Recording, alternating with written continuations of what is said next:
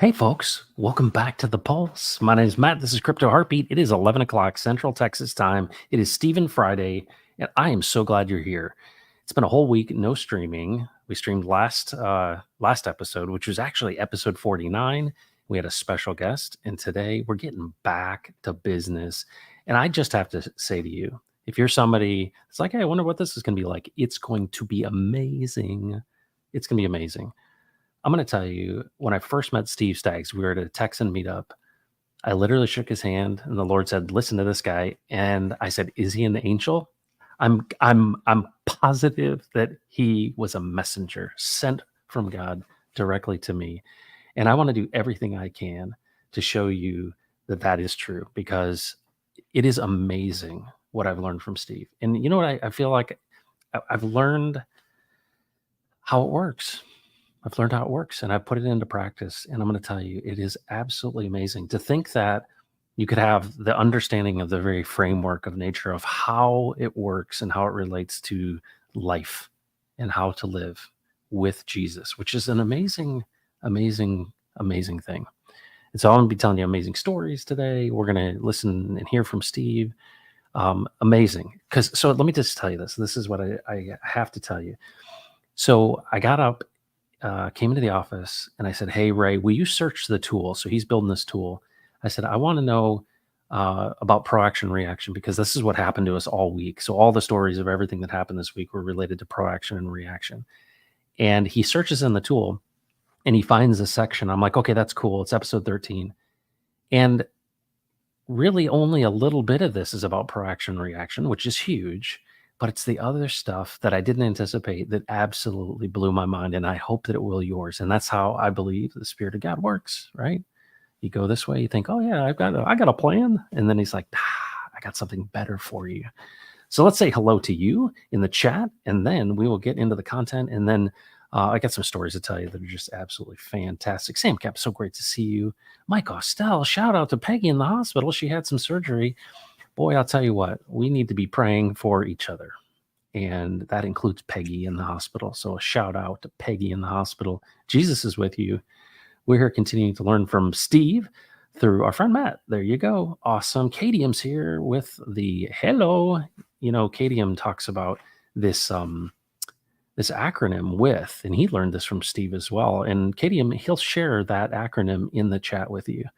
And I encourage you to contemplate it, because it's really strong. It's a great way to remember these things. So she had to have surgery. Hopefully you're not leaving your wife at home to come watch this. Enoch, what's up, Enoch? Praying for everyone on this channel. May the grace and mercy of God abound. Let abundance and prosperity of God reign in our hearts. Amen to that. Absolutely, absolutely. Dan McMillan's here. What's up, Dan? Saying howdy to all. Prayers for a great show. To know and understand Jesus, remember Steve. Absolutely want to honor him. Then there's Carter Hill. What's up, Carter Hill? Hello and blessings all. Jesus, we trust. Peggy, with you. Yeah, absolutely. We trust him. Absolutely. And that's what he's saying. Jesus, we trust. Peggy, with you. You can be trusted. Fantastic, fantastic. Let's see who else is here. Sam, thanks for being here. Absolutely. Acting and reacting might be one of the most important things I understand, and keep it top of mind. Absolutely. Carter knows this stuff well. So let's jump into it. Let's hear from our good friend, Steve. Just so fantastic. I'm going to get out of the way. Let me get out of the way. Chat have asked some questions, Steve. So I think this is an appropriate time for us to kind of get into that, if you're cool with it. Sure, absolutely. They're invited. I mean, that's why we're doing this. Come on in. So we're going to get to these folks. But Texan Tailgate says, do you believe that all endings are predetermined, or does our free will allow for flexibility in the outcome of what we call the future? That's a brilliant question. Yeah, that is spot on. That Texan Tailgate. Yeah, you're wrestling.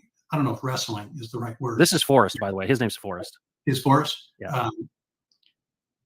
Yeah. This in the religious world, this is kind of I'm going to use some religious language here of Calvinism versus Arminianism and all of this stuff, which are attempts to describe in absolute terms that then obligates others to that belief system. So it's essentially a belief system. It's not how the kingdom of God works. The kingdom of God does not work in within the framework of belief systems as we understand that. There is this dynamic that we've talked about called ProAction. And the dynamic of ProAction is that that God speaks, and when he speaks, then everything around it then exercises a choice related to it. Okay, without getting too much, choice is one of the fundamental components of infinity. And so within the context of the order of the creation, choices are exist because that's what produces infinite expression, infinite opportunity. It keeps 1 second from 1 second continuing after another second, kind of a dynamic. And so when God speaks, things start relating and reacting to that. And the nature of ProAction is every one of those secondary actions is following the first action of the first speaking. Okay? What does that mean?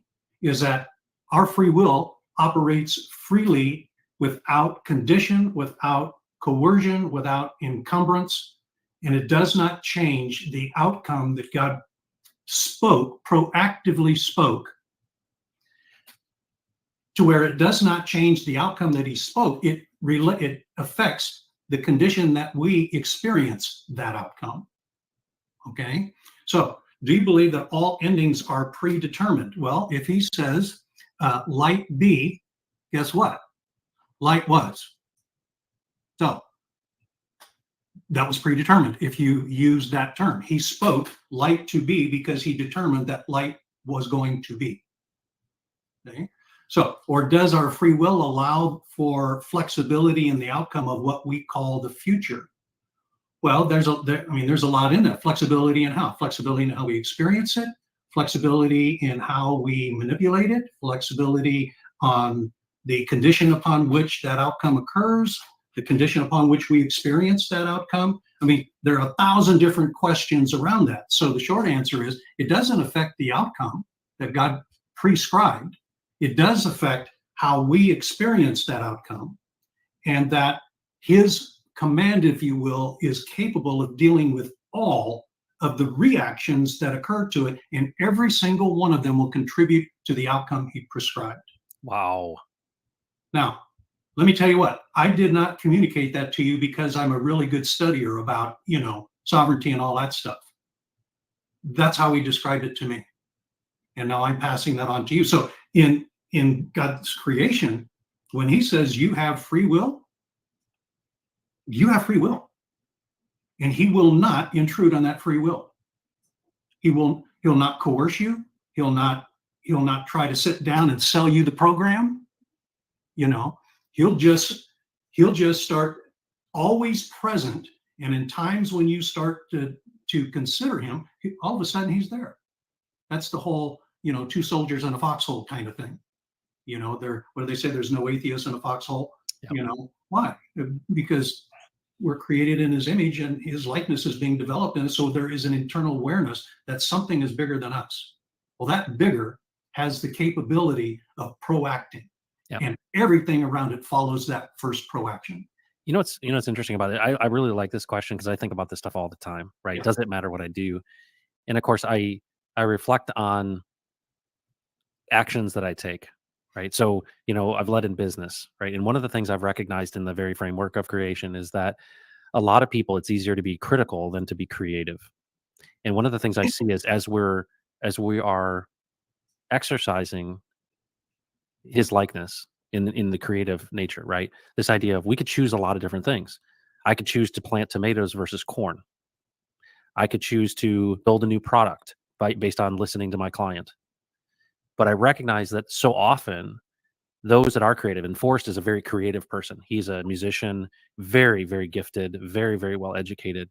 And he knows that there's this really interesting partnership that happens when he writes lyrics or songs, or it's a very spiritual process, partly because you're like, where did this come from? Yeah, and you see this thing manifest itself, and it's like, but there's a discipline to it, right? I do have to plant the seed to get the tomatoes. I have to sit down and think and listen, and then there are these gifts given. And I think one of the beauties of life is, we see this a lot of times in art, and we see these things in creative ventures that it's almost something that takes your breath away. It's almost like you see an image of God. You see a picture of it, right? You see it in the dancer in a move. You see it in a painting. You see it in nature. You see it in love. You see it in a child. And there's something about it that just is you breathe in. You're just like inspired by it, and you see it. And that to me is like where this rubber meets the road with this partnership. But this idea that if we have a father who loves us, right, and has this plan for us, what I sense from you is the outcome of the whole thing we can take to the bank. There's light, there's dark, there's all these things. But in the context of this, you are like me. You are not me, but you're like me. And the amazing things is the promises that I see in the scriptures of what could life be like if you were rightly related to me and you listened to me and you followed me. It's like you have not because you asked not. Like tap into this thing. And so Forrest does that in his music creation. And he gets so like blown away. He's like, I have no idea where this song came from. And then people listen to the song and they see something. And he's like, it was like a gift. Yeah. That partnership comes in so many different layers. And it's so beautiful. And I think that, what is the result of that ProAction and that partnership? Peace, contentment, joy, all of these things that make life so beautiful, right? And it's almost like resting in its alignment, like it lifts up a picture of the kingdom. The beauty of that, it says that there's no temple in the center of the new place. Why? Because he is in us. He is our light, Yeah. and I think that's so amazing. So I'm just, yeah, that's just me like verbally vomiting my thankfulness. Well, and we can see this all around us. See, Forrest, as you're describing, he is acknowledging something that is happening. Well, what happened? What is that? Well, Forrest he was fashioned in his mother's womb, if you will, or he was created before time began to occupy a certain role in God's creation. See? Now, nothing is going to change that role. Yeah. Forrest's decisions around that and choices around that will affect his condition, the condition in which he's going to experience that. And what you're describing is he is experiencing some kind of awe or joy, recognizing that, wow, something is at work that I don't understand, but it is powerful, profound, and pretty daggone amazing. Yeah. Yeah. And so there you go. There you go. Pulse Chain Trainer says, how do we help those around us who have plenty but can't see that they get to a place of gratitude? Yeah, people who I've met folks like this, Steve, who have amassed a lot, and they're like, I've worked hard for this. This is mine. I've stepped on heads and necks to get this stuff. And who was really evident of this was Steve Jobs. People are like, you have all of this money and all this stuff. Why aren't you, more generous? And he's like, I made the thing that enables you to do so much. I don't need to give you any more. Yeah. And it's interesting, like this like angst of no gratitude. What would you say? By the way, is this chat? Yeah, it is. Oh, okay, very good. What I would say is, how do we help others around us who have plenty but can't see that they are get to a place of gratitude is an attitude, and if you don't have it, you just don't have it. And there's just no you can help by maybe sharing your own story. There is this thing called the kingdom of God. It's like a man sowing seed, and how that seed grows and germinates, he doesn't know, but the elements come together and produce until there's a harvest. So part of it is just sowing the idea of attitude and gratitude, not one of imposing attitude and gratitude. Yeah. Okay? And if that person has anything in them of interest, eventually one day they'll start learning to be grateful. What has been impressed upon me is it ceases to be generosity if it's mandated. Yeah, that's right. exactly. And when I like, I think about the state and I think about the structures of government and things, and it's like, everybody wants to redistribute wealth, and they want it to be essentially a centralized, we'll give you universal basic income, or we'll give you the handouts, and obviously that comes with all these strings attached of being a ward of the state. And what's really amazing about this idea of generosity is, this outflowing of abundance is that, yeah, it ceases to be generosity if it's a requirement. And I think that that's what's so cool about this is it's okay.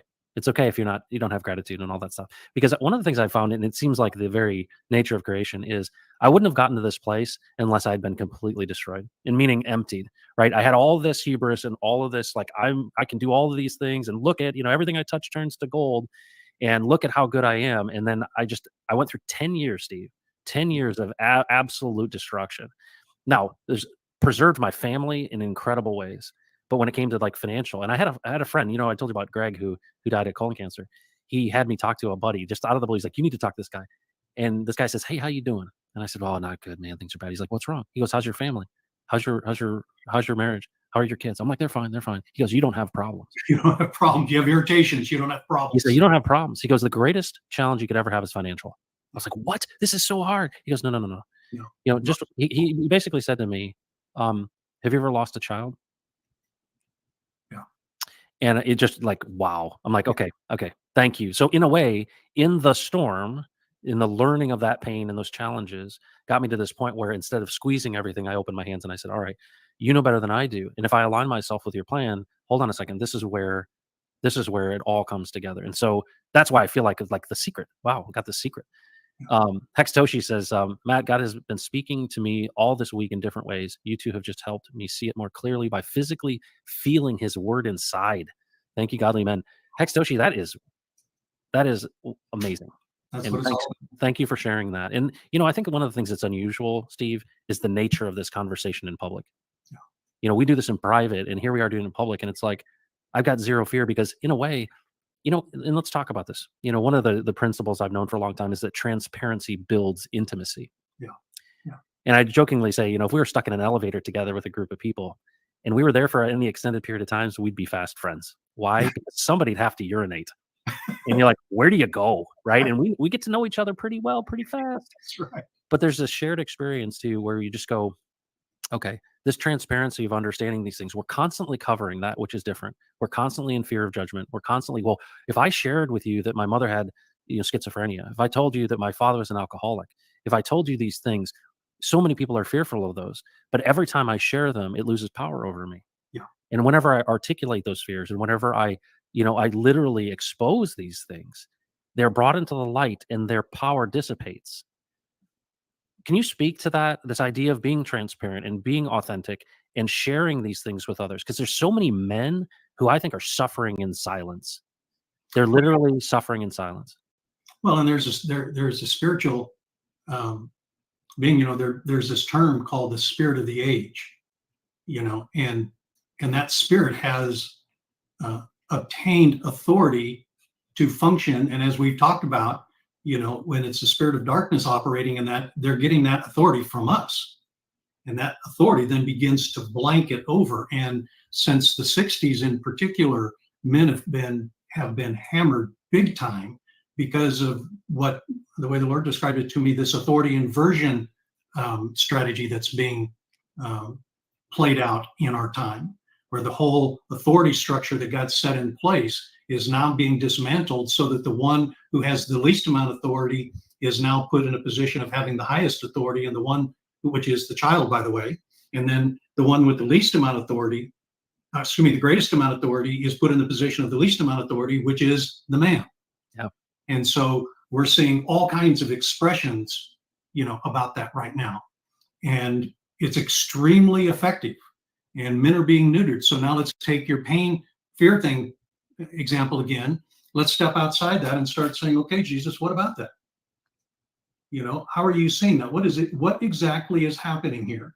What is the strategic purpose for this dynamic occurring, especially in our time? And who benefits from that? Do you benefit from that, Jesus? Does my family benefit from that? Does society, who benefits from this dynamic occurring in our time, where men are actually neutered? How is that working? What's going on there? So instead of getting mad about it, step back and understand it, and then say, oh, okay, so that's how this works. And now let's get back to, the trainer's deal. Hey, man, you just be the grateful guy and you demonstrate that. Yeah. See, not out of compulsion or trying to teach or train, or just be who you are. Yep. And guess what? That will have rippling impact throughout. Men, step up. Yep. Be the man of God. Be the man of the house. Be the man that God created you to be. Be an Elohim man. And watch what starts happening. Okay? And let me tell you what. The intruders are terrified that we get this.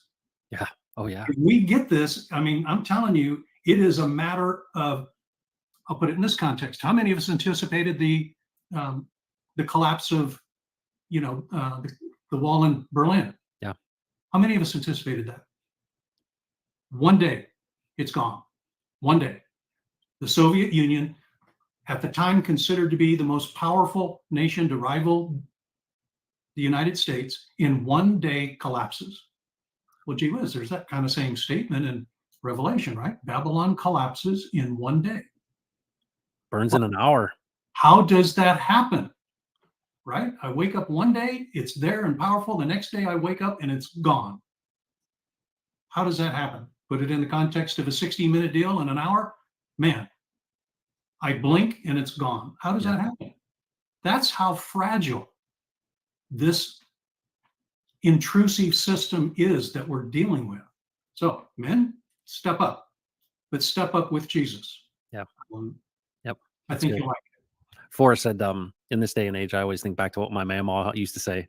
God is not the author of deceit. Once you start talking with him as a friend daily, it's amazing peace and clarity overcome all. How wonderful that you had a mama like that. Who's like, and my grandmother said, she's like, he's always been enough. Yeah. Isn't that cool? That's that picture of him standing alone. Yes. So it's so cool. Crispy Man, what's going on, man? Thanks for dropping by. Viber Finance, thanks for being here. Everything is still a free with Realm, even as demonic as the agenda is. Yes. Taryn, thanks for being here. Ty Bull, what's going on? KDM, walk the walk. Thanks for another great stream. Absolutely. Well, we've approached that time again, Steve, where time seems to go much faster than it. Can you believe it? 2 hours? It just blows by. Yeah. It does. It really does. And so I really, really thank you. It was so cool to have you at Gen Con. I'm hoping to get that talk that you gave because we recorded it. And I want to share that with folks because you did a talk on kingdom companies. But there was a thing that I'd like to talk about the next time we get together, which was you talked about, and this is just a cliffhanger for our next one, but you talked about looking up at high places. You talked about this idea of for and with. And I really want to dive into those things next because when you started speaking at the conference, I mean, you could have heard a pin drop. And it's not because you're just some eloquent speaker, Steve. It's because people are recognizing that there's real truth, right? You're testifying to the truth and representing extremely well, in my opinion, helping people understand the nature of Jesus in the moment. And what I love about this is it's very practical. And I think back to the beginning of all this, right? This Christian entertainment that I'm hearing, it's great. It's what my itching ears would love to hear. But what I love about this is real, tangible, in the moment. What should we be doing? Yeah. And this idea that it's not muscling it. It's not grabbing the bull by the horns. It's actually by listening to the one who created it all, has a plan for you, and will direct and give you insight, infinite intelligence. Yeah. So it is great to see you. Any final thoughts or observations before we head out? Yeah, maybe just a visual image. Okay. And you can go and read about this. And I encourage you to use some of the Bible apps to actually look at some of the definitions of the words through the passage. But there is this passage where Jesus goes to this place, and it's referred to as the Gadarene demoniac. And for those who are familiar with the story, he lived in the caves and in the tombs and up there, and he was possessed of of an enormous number of demons. Okay, they called themselves Legion. And in those days, I think a legion could be somewhere between 3,000 to 6,000, troops, Roman troops. So this dude was carrying a load, right? And what's fascinating about this, and I'm going to take just a second if it's okay, is that there was nothing that those demons possessed in all of their numbers and all of their power, because remember, he was able to break chains. Ropes and chains. The townspeople tried to bind him in ropes. They tried to bind him in chains. He screamed. If you can imagine the ruckus that this guy created for the townspeople and how he injected fear in them. Yeah. Okay. When this guy who was possessed by a legion of demons, who cut himself and could break chains, when he saw Jesus, he bolted to Jesus, and all the power that those demons could muster could not keep that man from just hightailing it to Jesus. He just bolted and beelined. So the first thing I'd like you to think about is, if somebody wants to be grateful, if they see Jesus, there is nothing that's going to keep them from learning how to be grateful.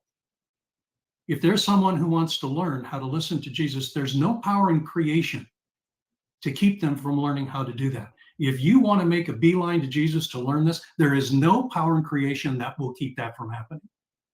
Because I don't think you have 5,000-6,000 demons inside you trying to keep you from doing that. That's the first thing. Second thing, Jesus is in the temptation. We see the exchange there. He goes according to his custom into Capernaum, and he then goes into the synagogue, and they hand him the book. He didn't choose the book. They handed it to him, and he goes to the place and he says, hey, folks, today, this verse, the favorable year of the Lord, is now fulfilled in your hearing this very day. And all of these things you're going to see start to happen. And when they first heard that, they go, oh my goodness, what great words those were. And they start becoming overcome. What gracious words we're hearing, until it dawned on him what he was saying. Hey, this dude is claiming to be the Messiah. We have been waiting for this guy for centuries. But if someone dare mention that they are he, we cannot tolerate that. And all of a sudden they became enraged. They then ushered him to the edge of the cliff to throw him off the cliff. And the moment they got to that place, Jesus just stopped in the way the language is, and he then, passing through them, removed himself from them and left them standing on the cliff. Now back to the Gadarene demoniac. Where did those demons request that they could now occupy? The pigs. The pigs. And where did the pigs end up going? Off the cliff. Off the cliff. Wow. No, I understand who you are. I understand who it is that you're dealing with. And though you are moved at this moment to throw me, your Messiah, off the cliff, that is not what's going to happen. They, according to their own standard of measure, will be thrown off the very cliff they're trying to throw me off of. That's what we're dealing with. See, we don't understand it, but they understand it. And the moment we come into it, let me tell you what, they are terrified. So keep it up, man. Keep going. Just keep going. Well, and I think so many men, especially in crypto, what do we want? And I think in our flesh we say we want Lambo, right? and what is that a representation? It's a meme, right? It's a meme. It is a representation of I've made it. Yeah. And what is this manly thing but power?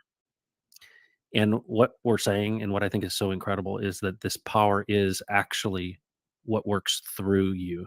Yeah. And it's not your physical source of power. And I think that if you want to, I think about, especially in sports analogies, we want to win. What does winning in life mean? And so many things as you read the scriptures show about treasures that are in heaven, not here, right? And it's not that you can't have resources and that you can't have Lambo, right? That's certainly not what we're saying. But in the context of this is that he does not give as the world gives, right? Greater is he who is in you than he who is in the world. And I think that how incredible would it be to see, I think, a future in which all this money and all this representation of power on earth is actually being used as a mechanism to attract people to the truth of who he is. Yeah. And to me, what an amazing journey that we can be on, because it separates itself from all of the tethers of that have turned so many people off from this, right? We desire to have certainty about things, and to think that no single story, no verse has ever been written that didn't reflect a moment that happened. Yeah. Steve, thank you so much for today. Another amazing time with you. I just, I got so many things to think and talk about now. So thank you, Steve. I really appreciate you taking the time today. And it was so wonderful to have you at Gen Con. Very good. Thank you, guys. Appreciate it. Wow. All right, folks. We got lots to talk about now. How about that? Thank you for being here. I was incredibly moved by that. Surprisingly, because what I intended to do, Jesus did something better. And that's a big theme of all of this. We're going to be talking about proaction and reaction. I swear, I learned so much from Steve, even though he's gone. And I see this in its truthfulness. In practice, it proves itself. And so I testify to that. And that's really what this is all about, is to say, you know what? God sent us a messenger. He sent us an Elohim man named Steve Staggs. And, Steve was interested. He treated Jesus the exact way that he was created to treat him. He applied the disciplines that he did in professional sports to listening to Jesus. And it looks like if you apply intent and interest, he will meet you right where you are. He is very concerned about your every inquiry. Those are quotes from Steve. One of the things Steve was described as by his son was that Steve did not have a panic button. Do you have a panic button? I've got a panic button, and I know a lot of people who have a panic button. But what's really interesting is I admire this so much about Steve is he didn't have a panic button. Why did he not have a panic button? Because Steve learned that you do not react. And that's really interesting. And this is the whole essence of what I've learned about proaction versus reaction, is that it happened this week. It happened this week to a good friend of mine. It happened to me. It happens all the time to all of us.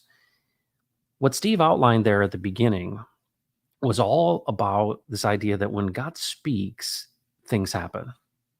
And he doesn't do things. He doesn't like, psych, gotcha, right? He speaks. He speaks light, and light was. Okay, so this is this overarching theme of this creation that we find ourselves in, and we see more and more. It's not the full story. But what do the scriptures and what does the Testament say? All right, it says there's one God and that he created all things. And he says Jesus has all authority. All things were created for him and by him. Okay. If that's the case, then, and we recognize that he's outside of time, then all of this has been in some respect predetermined. Not your choice, but what his plan is. And you think about this, Steve talked about in the Garden of Gethsemane. And I love this story because Jesus goes a stone's throw away from the disciples and says, hey, stay awake, pray. And he goes and he prays to his Father. And he's like, hey, if there's any other way to do this, like, please remove this cup from me. So think about this. This is Jesus on earth as man, right? He comes in, the word becomes flesh. Here he is talking to his Father. We know that man does not live on bread alone, but out of every word that comes out of the mouth of God. So here he is inquiring. And Steve shared what he thought might have been said during that prayer, that exchanging of wishes with the Father in real time, in the moment, talking to the Father. And he said something like, hey, if there's any other way we can do this. And the Father probably said, hey, remember what we did at the beginning? Remember what we talked about? How could these scriptures be fulfilled if we do not go forward? And it says that term prayer is about exchanging wishes. You're exchanging your own perspective for this perspective of the Father. And of course, we know that no one comes to the Father except through him. And if all things were created for him and by him, and then you go, wow, Jesus is alive and he speaks. He's given us the Spirit of God to be able to discern and to remind us of everything Jesus said. Okay. So what that means is every single moment I can hold each thought captive. So why did Steve not have a panic button? Because he was holding every thought captive to Jesus. What's interesting about it is that's the peace that transcends all understanding. So one of the other things that Steve said in this is he said, there are belief systems that are created. And so I want you to see what a belief system is. So right now we know about CERN and we know about all these theoretical physicists who are like, oh yeah, there's this God particle.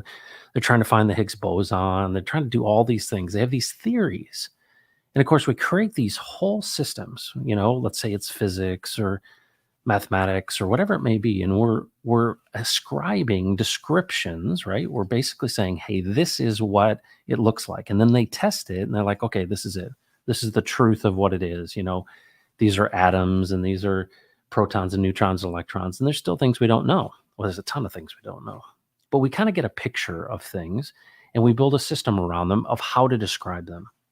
So think about theology in this way, or dogma, or anything that it relates to the system of understanding God. We observe it and we apply descriptions and language around it, and it becomes a belief system.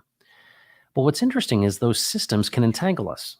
And so, to give you an example, Brett Weinstein is a big critic of string theory. And one of the big controversies in physics is the fact that string theory, they believe, has gone down a dead end road. And of course, we haven't had the kind of breakthroughs we had in those first, 50 years, in these subsequent 50 years in physics. And it's interesting to think that there is a certain way of thinking, and there are certain thinkers who essentially want to lock the physicists into a model.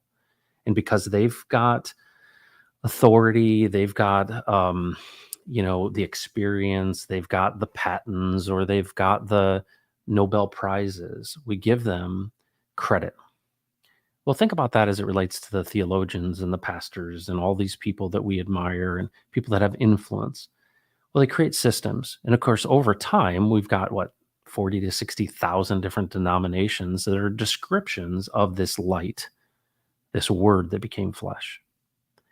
And what's interesting is any account, look at all the scriptures. One of the things we talked about in that episode was the fact that those things happened. And why would you write them down? Why is it important to write these things down? And it says that if we had captured all the things Jesus did, we don't have enough volumes to fill that. Why would you do that? Well, you're saying, hey, let me tell you what he did. That's past tense. And so what people have done is they've taken this past tense description, right? The scriptures. Oh, wow. Yeah, he did this and he rose from the dead, and, Lazarus, and he brought him back to life, and water into wine, and all of these different things. And they're like, remember this. Oh, we came out of Egypt. Wow. And those are important stories. And they teach us lessons, but they are an account. And what's interesting is, do you have stories of your own? I do. Are those scripture? No. But what's interesting is we rest in building a system of past tense experience, and then we hold people to that account. We say, oh, well, this is the way it's always been done. And so you've got to come under the authority of this system. That's what's happening in physics right now with string theory. It's the same thing that's happening in the world. And so a guy like Steve comes along and he says, hey, you know what's actually built? Out of every word that comes out of the mouth of God, it actually is experienced in real time. And he said it really well. He said, the guy who's got all the demons in him, no matter what the forces are that are against you, there's nothing that can keep you from hightailing it to Jesus. I love that. Why don't you just hightail it to Jesus? Even if you've got thousands of demons in you, it can't be stopped. Why? Because this is how it was made. You can come to him. You don't come to a system. You don't come to a theory. You don't come to a doctrine. You come to the living, speaking Jesus. And so if we think about the one who created it all is proactive. Light be and light was. What is he saying? Carter knows this very well. If Jesus says it, you can take it to the bank. It includes all of those things. So let me share with you a story that happened to me yesterday.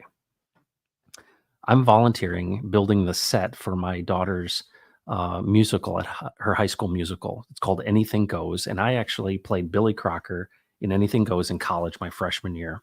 I love the show, and I volunteered to do this. And of course, I don't have a ton of extra time, and it's all coming down to tonight. Tonight is the performance, and it's still not done. And so right after this, I'm going to be going and putting together set stuff and, making sure everything looks good for tonight's performance at 6:30. Well, I've been working on this for quite a while, and everything was inside of a storage container. And I was wanting to finish everything up, but I had to attach the wood to the foam. So we're using foam and it needs to be reinforced. And I had this plan.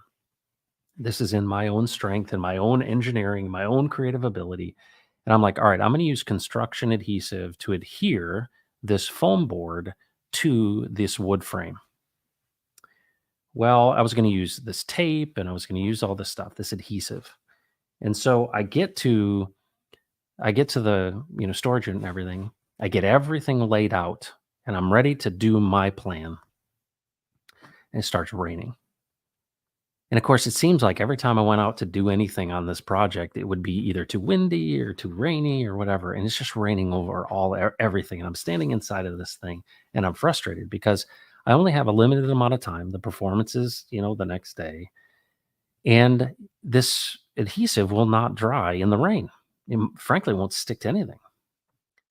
And I was really, really frustrated. I'm like, goodness gracious, what am I going to do?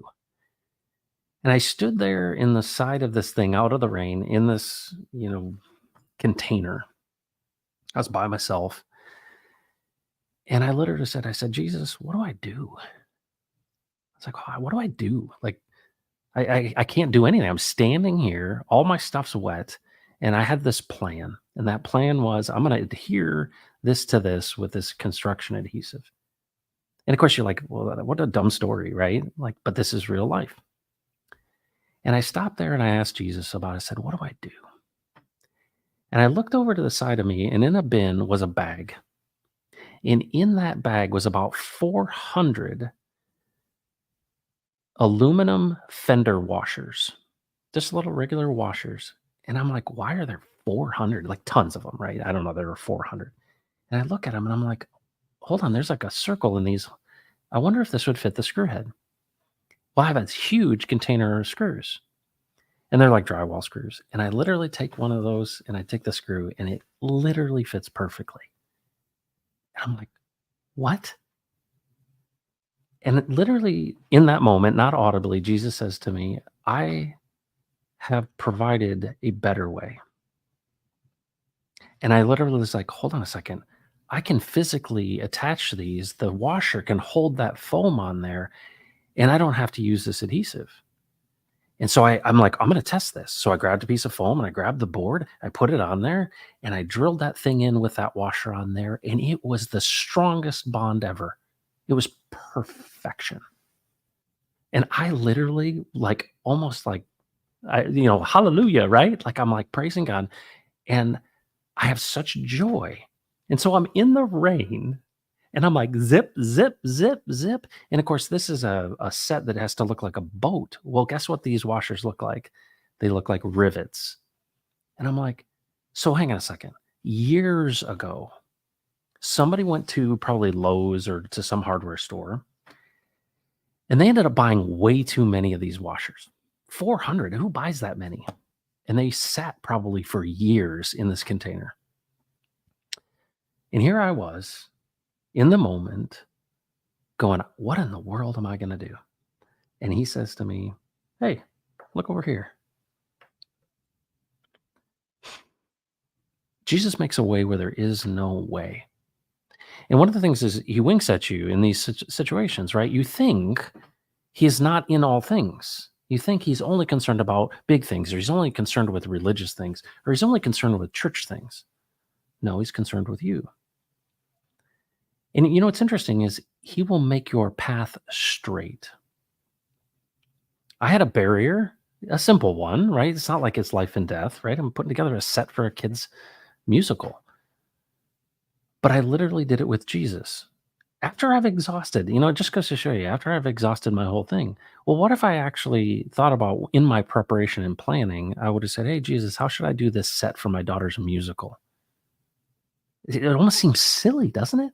No, not to Steve Staggs. He applied that in every part of his life. And I think about this like, well, I don't want a weaving around path. I want a straight path. And what's interesting is this idea of ProAction and ReAction. I'll bring this all together. We have a choice to make, and that's how 1 second precedes the next, right? Each one of those moments together. God is outside of time, but he's not going to stand in the way of your free will. You have the ability to make choices. So this week, a good friend of mine had a really, really difficult situation happen relationally in his family. And what I think is amazing is when we dug into it, and I see this happen in my own life all the time. People without power, right? People that don't have the ability to make change in a situation. They use emotion and they use um, overreaction as a manipulation tool to get you to act. This is in the physical world and in the spiritual world. Okay. So if you've ever met anyone, and I think if you're a man and you're married, you know what this is like. I'm the one that brings home the bacon. My wife doesn't. And so when it's related to things that need to be spent or need to be, taken care of, a lot of times I think my wife and I think a lot of wives and I think a lot of people, if they don't have the provision or they don't know how to solve a problem, they set their hair on fire. Have you ever had that situation where somebody's so freaked out about something and they want you to be worked up too? And so this is in the natural, and then we're going to talk about the spiritual. In the natural, it's a manipulation technique. Rather than saying, hey, how do we work together to solve this problem? I get this sense that my wife wants me to be as upset as her. And this is a way, if we think about how we give away our authority, is that because we love our wives and because we love our friends and because we are thoughtful and considerate, like Steve, ideally, we would listen carefully to the concerns that people would have. And we'd say, all right, do I have a role in helping solve this problem? But a lot of people require, and they use this as a means to get you to react. And so a lot of domestic disputes happen over this issue. Is somebody that doesn't have the power to solve the problem, and you might have that, they want you to take it as seriously as them. And a lot of times, how they'll do that is by overreacting. And what we do is we think as men, we should be servants, right? I mean, you've heard that many times. Be like Jesus, wash the feet. But here's the thing. In the spiritual, where this comes together is the fact that this is what the spirits do. We use the term an open port on a firewall, for example, right? The port is open. And so what comes in through the port? And anyone that I've ever met, Steve Staggs had majority of his ports closed. But because these spirits will pick and pick and pick and pick and pick, they'll come through any open port they can. And the spirits come through my wife, they come through people, right? They come through manipulation, they come through all sorts of things, they come through the internet, they come through, Twitter. Everything wants you to freak out over it. Oh my goodness, look at this, right? And what they're trying to do is essentially get you to react. And what is typical the reaction, if not fear? Want you to be fearful. Oh my God, overwhelmed, right? And what does it do? It makes you ineffective. And you give your authority away when you accept that. So why did Steve have no panic button? Because he learned that with Jesus, all things are possible. And that Jesus has a way through all things. He makes a straight path. And so he could rest in that. And so what is a peace that transcends all understanding? It's going, hold on. He's got this. He's got this with Peggy. He's got this with Mike. He's got this. He's got this. And what's amazing about it is you can try it on for size. You can actually see if it's true, because it is true. But what's amazing about it is even though there are these forces, right? Because think about this. Remember when Jesus said to Peter, he said, "Get behind me, Satan." He didn't say, "Get behind me, Peter." So think about this. Anyone that is in that situation where they're freaking out and they want you to freak out, as soon as you freak out, you're giving your authority away. You've become subject to that action.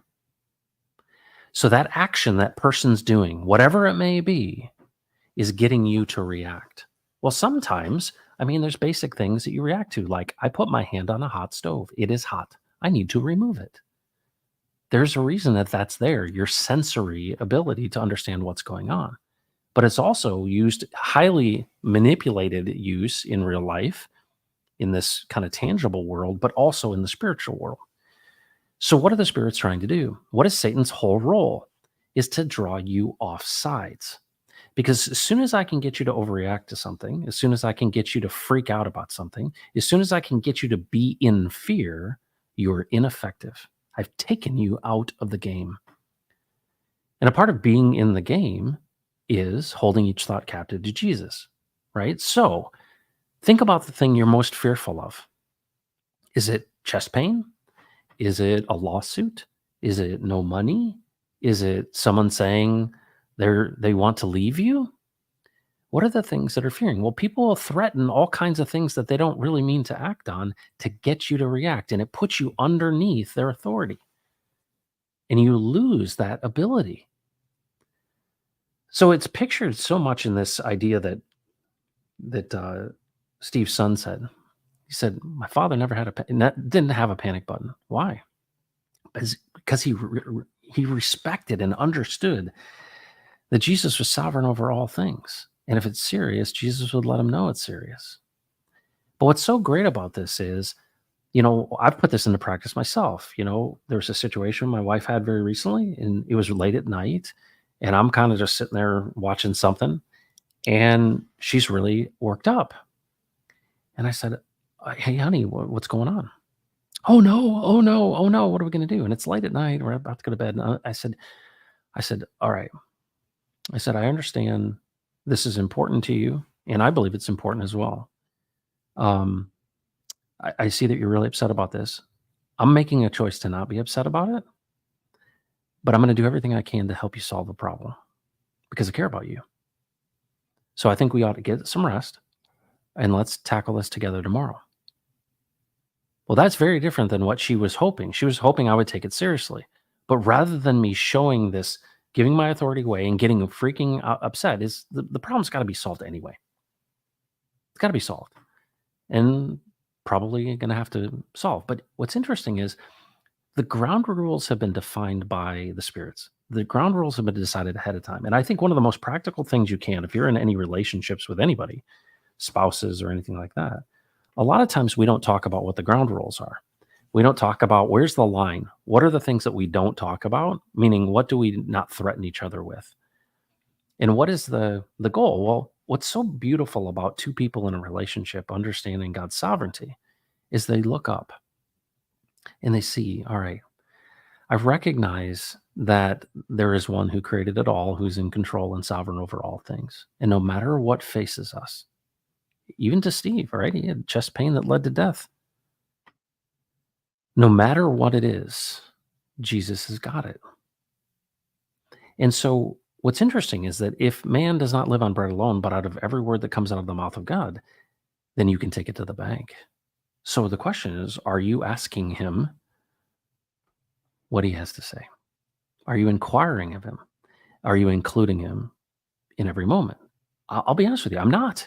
Because I think I've got this attitude that, well, there's certain things he's not concerned about. But he's actually concerned and willing to give us a better way through anything, a straight path through it, including like, what am I going to do? This adhesive is not going to adhere. It's wet. I planned long ago because I knew you would ask me this. I prepared a way through it. But I've seen that happen over and over and over again with many, many more consequential things than attaching foam to wood. But I'm here to tell you, he is literally interested in your every inquiry, no matter what it is. And so let's say you're somebody that builds software and you're coding, he'll make a straight path through that. Let's say you're dealing with financial trouble, he'll make a straight path through that. And it's amazing, the scriptures talk about this over and over and over again. Don't worry about tomorrow. Tomorrow will worry about itself. But the question is, what are we putting in? What are the open ports? What are we consuming? What are we seeing? What are we giving our authority to? I think one of the big things that we see in social media is what's called fear porn. People are addicted to this jolt that they get by being overwhelmed, by being shocked by something. And Steve would always say, don't add any energy to it. It is going to fail. You don't need to add to it. But I believe that in the midst of these challenges, in the midst of these pain, it's just like Legion in the man. Legion of demons Nothing, not any power that exists in the spiritual realm can keep you from hightailing it to Jesus. And so there are people who I see this, but they don't use this terminology, right? They don't say like, well, use this kind of Christian ease. But it's prevalent everywhere you go. I mean, the new agey people, what do they talk about? The self-help people, what do they talk about? Well, meditation, and there's one who has infinite intelligence. I think we all recognize that, especially as you get to a certain age, that there's more to the story than we are presented with, that we see. And I think all of us desire, we're like, well, yeah, I want to be healthy, wealthy, and wise, right? But have you considered what Jesus's plan is for you? Do you have interest in what it is? And the straightest path, in my opinion, is to be aligned directly with Him moment by moment, not aligning yourself to the scriptures, although the scriptures are true. That's not, the scriptures aren't a laser beam for your future, right? It's a lamp unto your feet. But when you walk with Jesus because He's alive and He speaks. So, what are the implications of that? You don't have to be a Lutheran. You have to hightail it to Jesus. You don't have to be a Catholic. You don't have to be a Protestant. You don't have to be an evangelical. You have to be interested. That's why I always said Steve has made Jesus more accessible. Why? He said that one of those last things he talked about was this fact that Jesus showed him this whirlwind of all this debris and everything spinning around. And that's the metaphor for everything we're dealing with, the storms of life. And he said, I saw Jesus there standing in the middle of it, completely at peace. And he said, hey, Steve, come here and stand with me in the midst of the storm. Remember when the disciples were in the boat? And they're like, why are you freaking out? Right? And he was asleep in the front of the boat. And then they were amazed because the winds actually obeyed him. That's who we're talking about. That's the Jesus I'm talking about. But here's the thing. It's activated by your interest. Are you interested? Yeah. Hey, teach me how to hear from you. I see these guys like Steve, and I felt this way for a long time. I'm like, Steve, am I ever going to get to a point where I like understand it like you do? He goes, stop, Matt. You don't need to be Steve. You need to be Matt. Ask him. Ask him and he'll show you. So I just need to trust you and walk with you. Yeah. I told you the story many times, but I was preparing for a really, really important call with a very, very important person. And I'm like, I'm going to ask Jesus what to do. And so my attitude was, okay, hey, Jesus, all right, I'm asking you, tell me what to do. I'm about to have this call in an hour. And there was nothing. I'm like, what's going on? Like, what's going on? And you know what he said to me? He said, I thought we were doing this together. So I said to him, so I'm not supposed to know in advance. He goes, no, we're doing this together. Interesting. Steve asked me, why did the ark not fly? He wanted us to carry it. We carry that glory within us, right? We are the temple of the Holy Spirit. We are Elohim man. We are the expression. We are the icons of Christ. We are the ones who are His impression, His signature, His impression in the world. That's the most amazing thing. And so as we walk this thing out, which is called life, I want you to know you have been created for a purpose, but that purpose is spoken to you by a living Jesus. You don't just make it up. You don't just say, well, what's the purpose of Steve Staggs to be a professional baseball player? No, but I do think the professional baseball career helped him understand how to apply a seriousness and a rigor to listening to Jesus. He did it in a professional way. Well, this well's got no bottom. You can continue, probe it and probe it. It's deep. That's the beauty of it. But what is the result of it? What's the currency of it? What's the outcome? What's the benefit? A peace that transcends all understanding.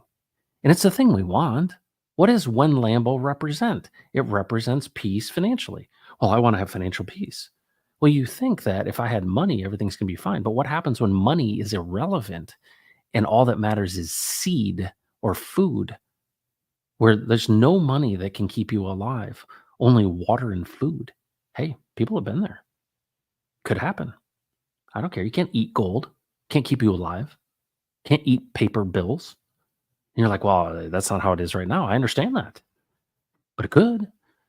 But if you have the right perspective, and that's the thing that's amazing. I mentioned in that talk that I said the cliffhanger was going to be Steve's talk about the high places. He says, we've been seated with Jesus in the heavenly realms. Why have we been seated with him? We've been seated there so we would have his perspective. We don't stand on the ground and look up at high places and worship these things. He's invited us to sit with him. That's not just by reading the Bible. That's by actually walking with him. And it's funny that, it was said in that one of the comments was that my mama, that's what Forrest said. He's like, my mama always said, walk and talk with Jesus. And, my grandmother would say, he's always been enough. And it's like, oh yeah, still small voice or whatever it may be. And you think about the people that I admire in my life that had the most peace in their lives were ones that were walking and talking with Jesus. There is a purpose and a plan for your life. And I think what's amazing is it says in the scriptures, it says that the eyes of the Lord search to and fro to find those whose hearts are completely his so that he may strengthen them. The eyes of the Lord search to and fro to find those whose hearts are completely his so that he may strengthen them. Completely his. He's searching for us. Why? I mean, he's not going to stand in your way. You have free will. So hightail it to Jesus. Ask him. He'll show you. Well, I don't know how to listen to you. These people, like, they seem like spiritual giants like Steve. And they're like, oh, yeah, Jesus told me this. And I'm like, well, Jesus hadn't told me jack. But, okay. Steve said it many times. When you take a baby home, they don't speak English. There's a lot of different ways the Lord speaks to you. And I look over, and there's 400 of these fender washers that fit exactly these screws I have. And it's like zip, zip, zip, zip, zip. Wow. Steve was an angel, not in the literal sense of how you would describe, but he was a messenger that was sent to us, sent to his family, sent to all these things. But you know what? You can be the same thing because God has a plan to use. And when he speaks into your life, it's a whole new thing.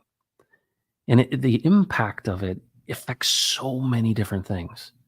And so the main story of all of this stuff is Jesus is out front. He is a shepherd, and we recognize his voice. He is proactive. He has a plan, and he has it all under control. He's looking around. Are you interested? What does that mean? Well, he says, don't store up your treasures here. So this idea of seeking Jesus and asking him, hey, what do you got for me? Sometimes he might say to you, hey, buddy, why don't you rest? My yoke is easy and my burden is light. Okay, so right now we're going to rest. And other times we're going to work. And other times we're going to do. But man does not live on bread alone, but out of every word that comes out of the mouth of God. So we are going to listen to you. The actual Christian thing, and I even hesitate to even use that word, is not reading your Bible. Although there's a lot of really good wisdom. There's a lot of great stuff. It is true. But the working out of our faith, the thing that makes us effective, the thing that gives us the peace, is by walking with him in the moment. That's actually where the rubber meets the road. And so many places that you will go will talk about a historical Jesus, and they're like, he was a great guy. And he was, but he still is. And that's all he wants. He's not going to get in your way and say, no, I'm not going to force you to listen to me. No, are you interested? Okay, let's go. Let's go on this journey together. And Steve said many times, he's like, after he left his baseball career, he's like, hey, I took Jesus everywhere I went. And there's some crazy stuff that I did with Jesus. But you know what? Nothing surprises him. That's why anyone can come to him, right? I think a lot of people have been presented in this system of this belief system that I can't come to this Jesus unless I got my act together. No. Actually, you can come to him at any moment, at any time.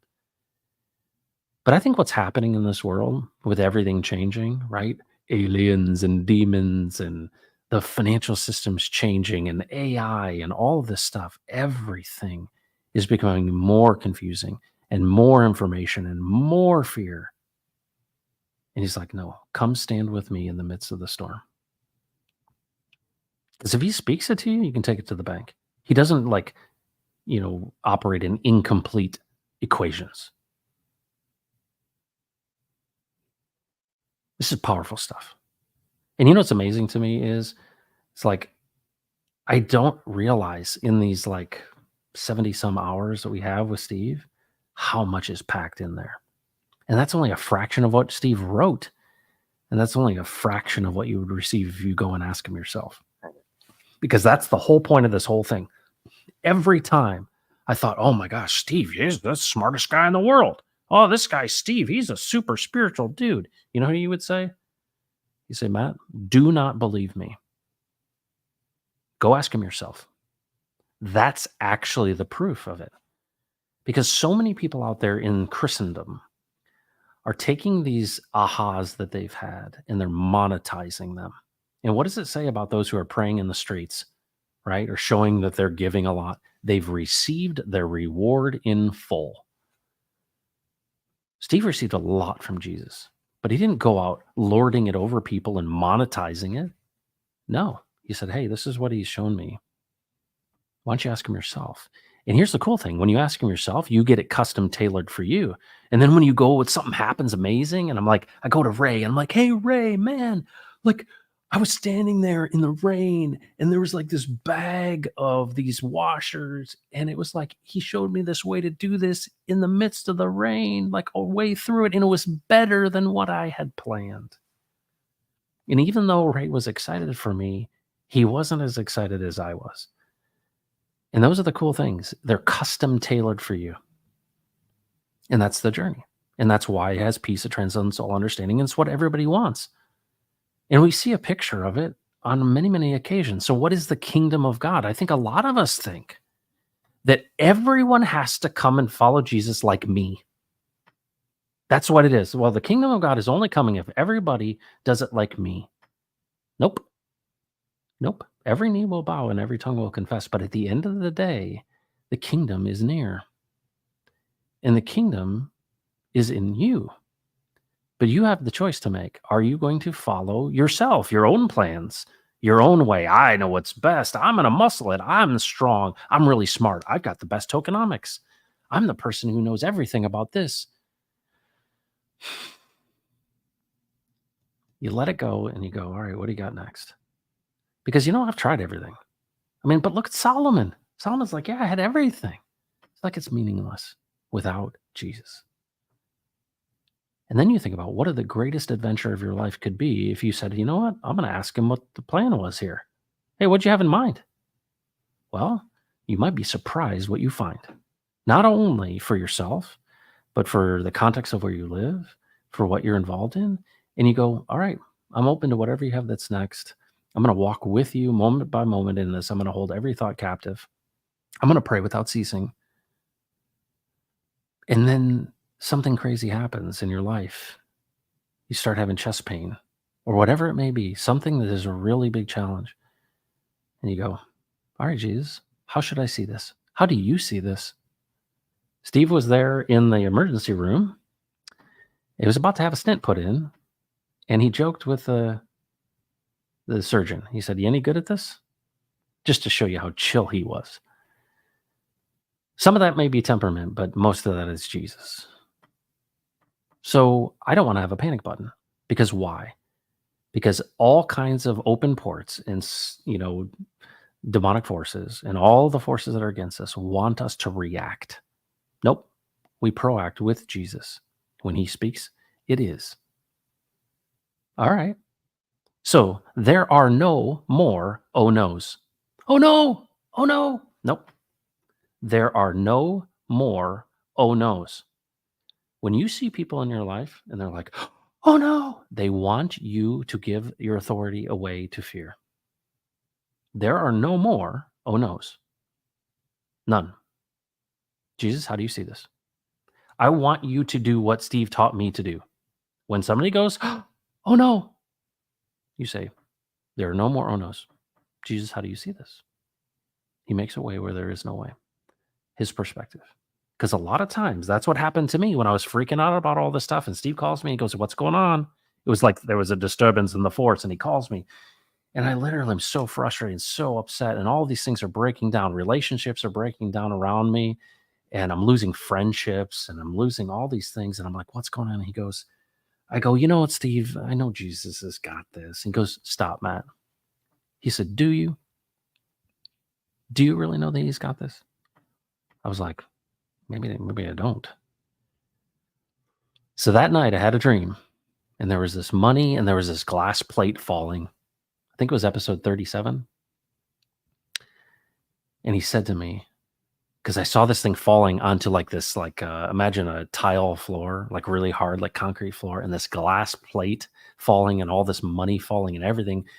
And he said to me, it's not falling apart, it's falling in place. And that thing fell and all the money just fell right onto that plate and that plate landed softly on the ground. I was like, so you're using these challenges in my life to show me the direction I'm supposed to go.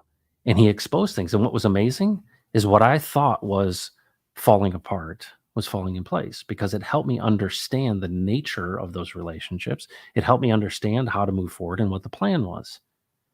And people around you won't understand it, right? Because they want to control you. They want you to see things the way they see them because they're following themselves. That's why the Jesus way is such a counterintuitive way.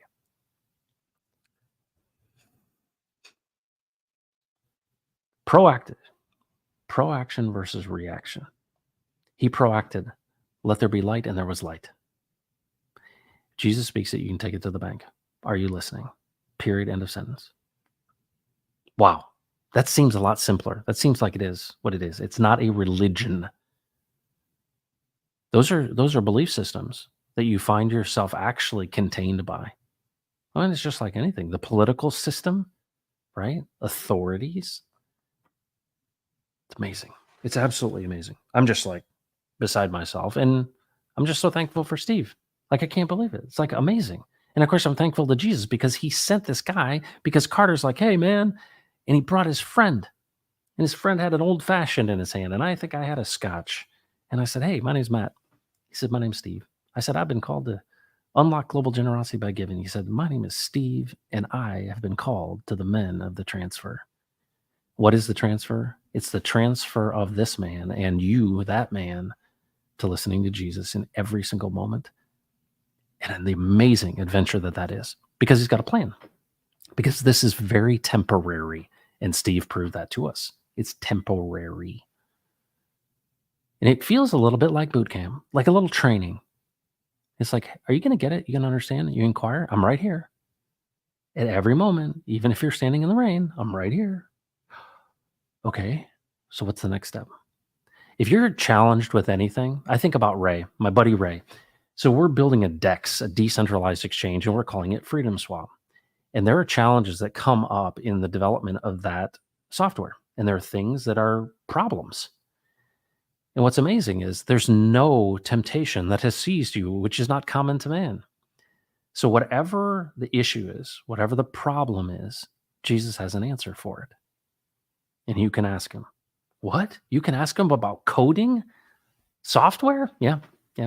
You can ask him about building a set? Yeah, you can. I asked him about what he wanted me to tell you today. And this is what you get.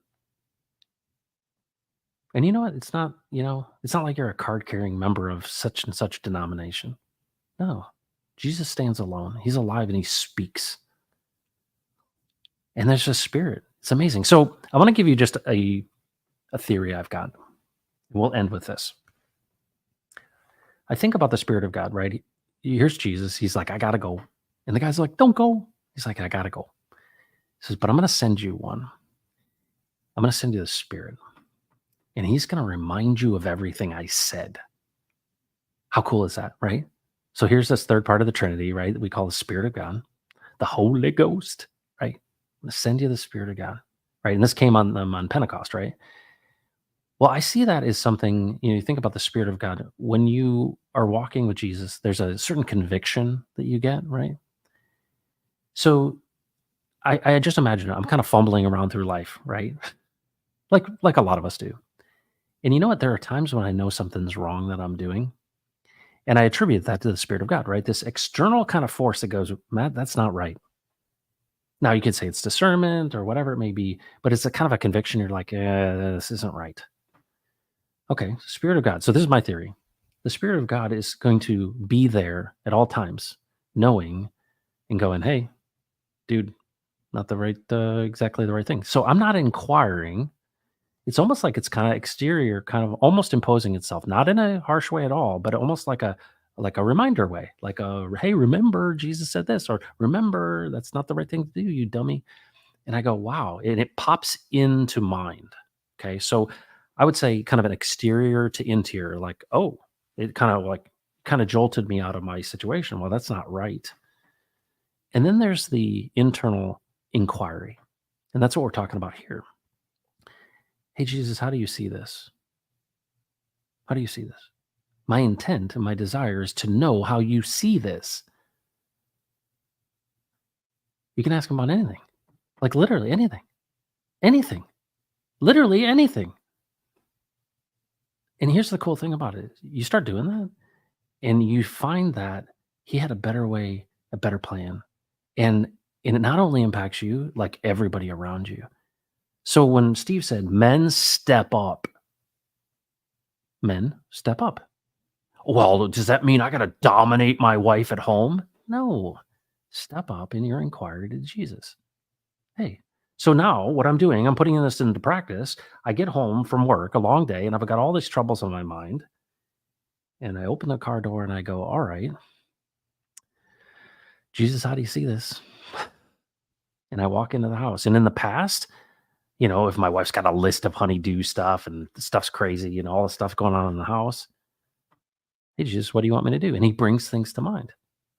And so instead of walking over like a lot of men do, and they're like, I am unloading the dishwasher right now. Do you see me doing it? Did I get points for this? So classic, right? So classic of men. I'm doing something that you should have done, right? No, Jesus, what do you got next? What do you got next? Steve was really good about this. He would get up in the morning, have some coffee, and he'd go, hey, what's on the agenda today? Isn't that cool? I think it's cool. Well, what does that look like? What's moment by moment holding those things to captive in every situation? Then what's amazing is he's transforming you into his likeness. And then your wife goes, who's this guy? Why is he doing these things proactively? Why is he not freaking out? He usually freaks out and then they don't have control of you, right? The spirits that come through those open ports that are trying to get you to freak out and to react, you go, no, I have Jesus' perspective. So what is this? So a lot of times you think about this, what is the outcome? What would people see in you? They would see in you someone who is selflessly serving, not requiring credit. And you go, hey, you're not a martyr. No, you're intentional with Jesus. What's important? I've had it many times. I'm like, hey, what do I need to be working on? Hey, what did I forget? I told you that story. My daughter asked me for hey, do you have a carabiner for my backpack for this, school trip? And I'm like, I think I've had a carabiner. I have no idea where it is. And so I go out into the garage and I look through all of these boxes and everything to find this carabiner, and I can't find it. And I'm standing in the middle of the garage and I go, hey, Jesus, where is the carabiner? And I stop for a second. And he goes, it's on your golf bag. I go over to my golf bag and this little brush, the brush that you brush the grooves out in your wedges. Yeah. And it just happens to be the right color to match the cup that she's putting on her backpack. And I go, really? Really? Are you in this stuff too? Yeah, I'm in this stuff too. Thank you, Steve Staggs. Thank you, Steve's family. Thank you, Carter Hill. Thank you to everyone who's a part of this. This is the truth.